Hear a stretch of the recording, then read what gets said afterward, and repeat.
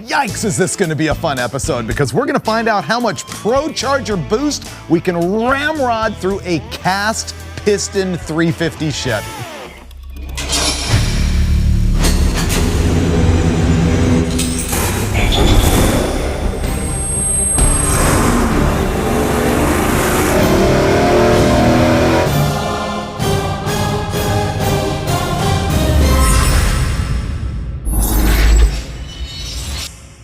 Okay, first of all, let me explain the title of this video. How much boost can a stock engine take? Same thing last time when we ran a 305 Chevy and blew it up on nitrous. People said, that is not a stock engine, the heads and cam have been done. Here's the deal. What I really mean is how much boost, how much nitrous can a stock short block take? A short block is too confusing to put in a YouTube title. What it means is everything inside the cylinder block of the engine.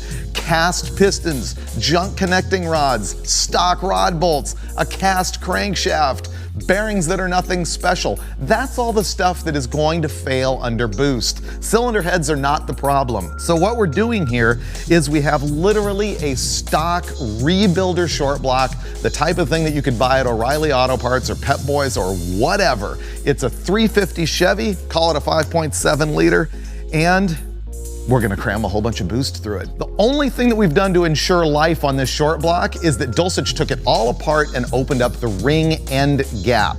The thing is, when you're under nitrous or boost making more heat, the piston ring will expand, and if the gap at the end of it touches, it'll lift up, break the piston, and it's all over. You can go back to when we blew up the 305 on nitrous and see exactly that. In this case, he took it from like a stock 22 thousandths or something like that and ran 30 thousandths gap on the top ring, 34 thousandths gap on the second ring. That should prevent them from butting. We also ran an MLS head gasket on this because under boost you can get head gasket failures, and our hope is that the extra springiness of that MLS gasket, which is multi-layer steel, will prevent that from happening. The top end has been modified. We've got some Trick Flow 195cc heads on it. I put a single plane intake manifold on it. It's a Holley Strip Dominator. Now, if you watch the last 2 episodes with this engine, you can see that in naturally aspirated trim, we've run it with a dual plane, which is really more appropriate for what this is. But when we're cramming boost through it, the single plane is gonna offer better cylinder to cylinder distribution than a dual plane would,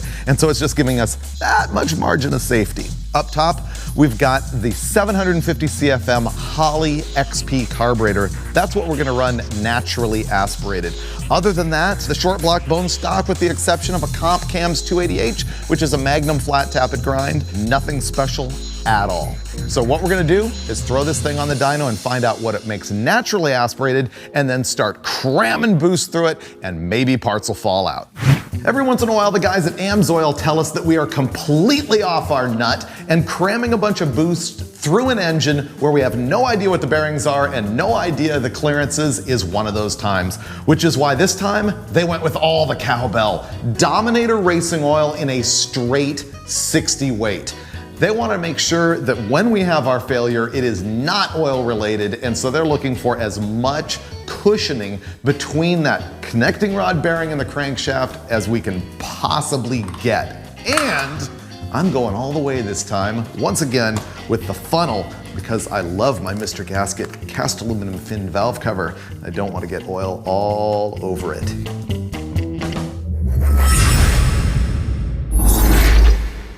All right, our victim's on the dyno. We've already tuned the thing up, and unfortunately, it's kind of weak sauce, but we knew it was gonna be because that big single plane intake manifold is really a mismatch for the low compression and very small camshaft that's in this thing. Let's fire it up and show them how disappointing it is.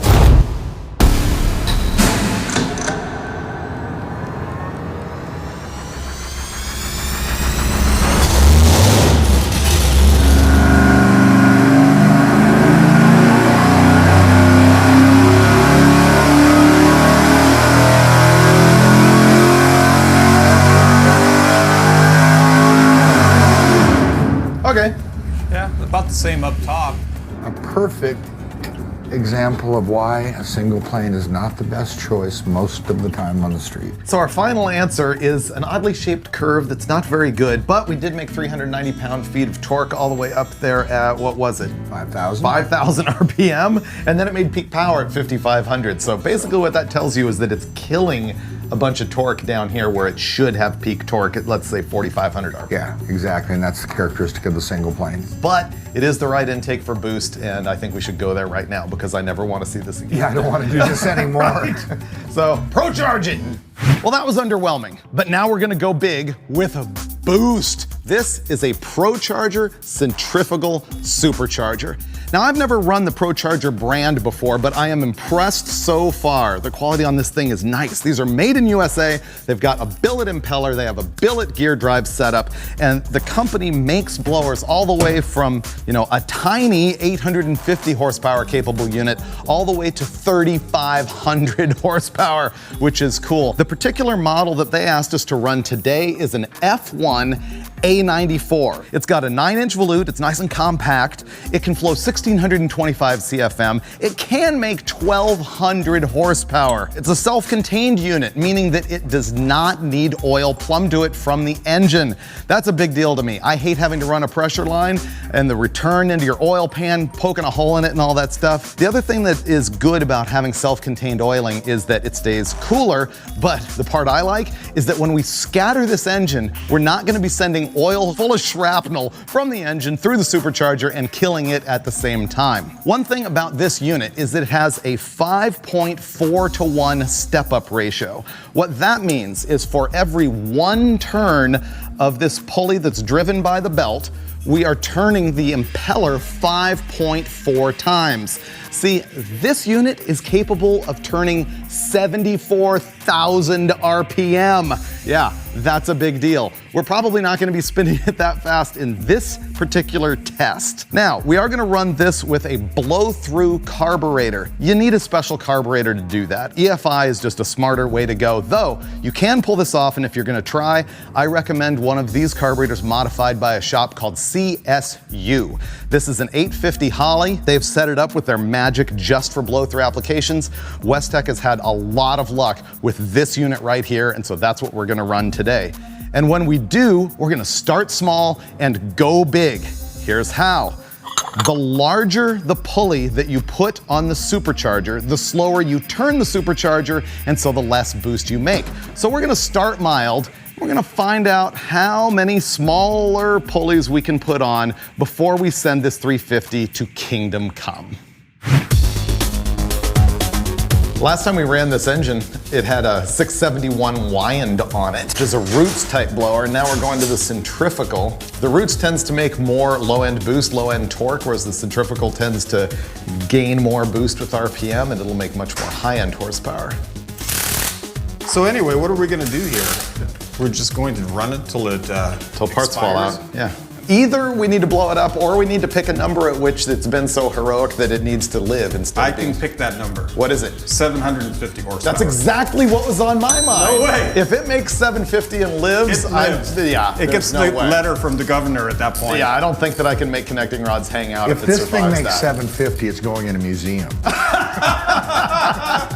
ProCharger saw our earlier episode that we did with the, I guess it was the late model Hemi, where I was whining and complaining about all the serpentine belt kits, which is this. It's a ribbed belt instead of being cogged, and they always slip. And ProCharger is like, nope, we're gonna prove to you that our kit does not slip. So we're gonna find that out later today. I do like their tensioner arrangement and actual aluminum pulley. I think we're finally ready to fire this thing up. I hope it survives more than this pulley arrangement. I want this to be much smaller. How far does it go? It's gonna break at 670. 670. It's going all the way, and it's gonna survive. 750, we'll cap it right there. Wow, see, I was gonna say 650. I wanted to cap it at 650. Yeah. Just to say, it made it to 650. Come on, let it live. I hate wrecking stuff for absolutely no reason, but the audience loves it. It'll make it. Well, it's really not for no reason. We're finding out where cast pistons fail. Yeah. Yeah, that's the science, right? I also changed from Rocket Brand 114 to Rocket Brand 118. I'm giving it all the octane we can, specifically designed for blower motors and lots of boost. So we're just trying to take everything and make it as safe as we possibly can. Because we really, at this point, don't know how much boost it's going to make. It'll probably make 6 pounds, and then we have to go change pulleys. Right. But we're going to find out where it goes. I think it's gonna be well over 10 pounds with this setup. Like 11, 12. Might be. That's what we're here for. Find out. If we're going to break it, I hope something hits the door. Okay. Well, make it happen.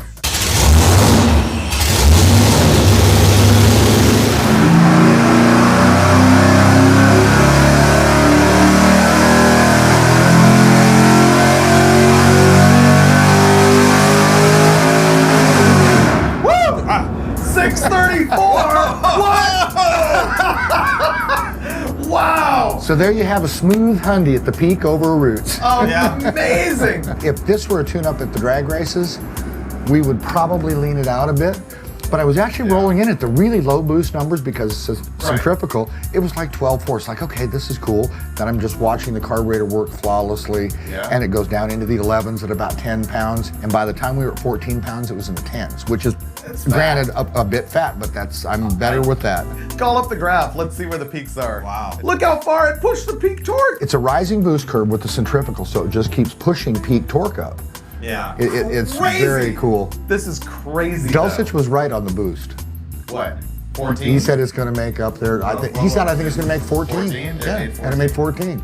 You are smart sometimes. Sometimes. Sometimes. Come on. No, it was a backhanded compliment. We just made 561 pound-feet of torque at 5,400 RPM. That torque peak being pushed like 1,000 RPM higher than naturally aspirated just because of airflow. 634.7 horsepower at what was it, 6,300 RPM? Yeah, we were right up there. Now it is flat, so but I'll run it another 100. Wow, I gotta see the overlay. Show me naturally aspirated versus this. Wow!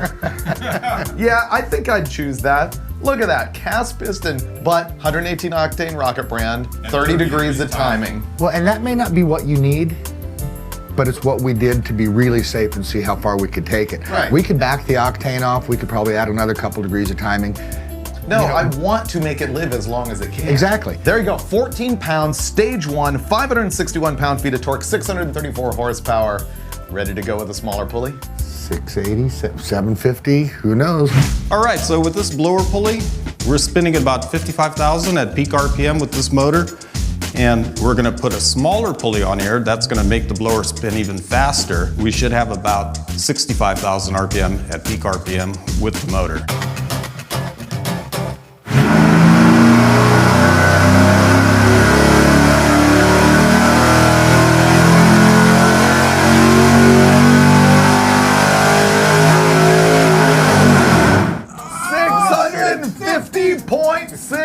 Horsepower at 6,200 RPM, and it is rolling over at that point. And it looks like our torque peak is 575 at 5,800. It's weird, the torque peak and the horsepower peak, the point of RPM, keep getting closer and closer because it's just cramming air through the engine, which just extends that torque peak, which is what makes more horsepower. Let's go step it up. Yep. Should we let Dulcich pick the pulley or? Sure. Oh man. Sure, live dangerously. Well, that was 14.7 pounds and 651 horsepower. So my prediction of parts on the floor at 650 was wrong. We thought we were gonna make big steps. We changed our mind. We're gonna keep going small because we really want to see how far we can go before it explodes. If we went straight to like 30 pounds of boost right now, we wouldn't know if it could tolerate maybe 18. So this is a 4.25 inch pulley. Now we're gonna go to the 4.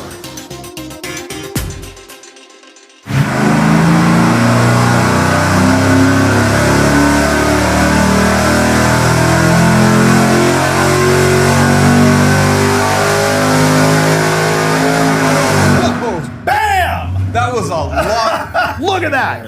Yeah, you can see the drop off, but 706 horsepower and 616 pound-feet of torque, basically within 300 RPM of each other. That is nutso for a cast piston crazy. small block. And it did not seem like it was really in any distress. It hasn't smoked, it hasn't blown out the valve covers. Maybe there's something to be said for a 5/64 ring with 300 pounds of tension. So now we're gonna go to the 3.7 inch pulley. Here we go.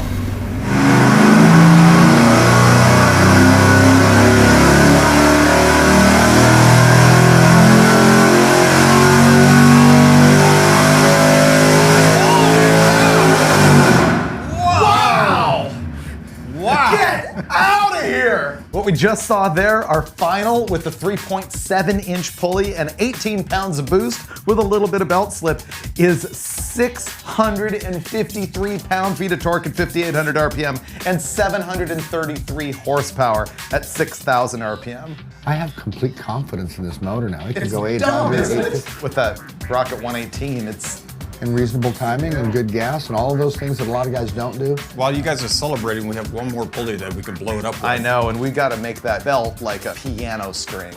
Small pulley, piano string, 780. And then 2 more degrees of timing. Oh, no. Yeah. You just want to kill it, don't you? Let's put the pulley I on thought it. we were going to give it a reprieve after 750. Yeah, that was this morning. Yeah, great.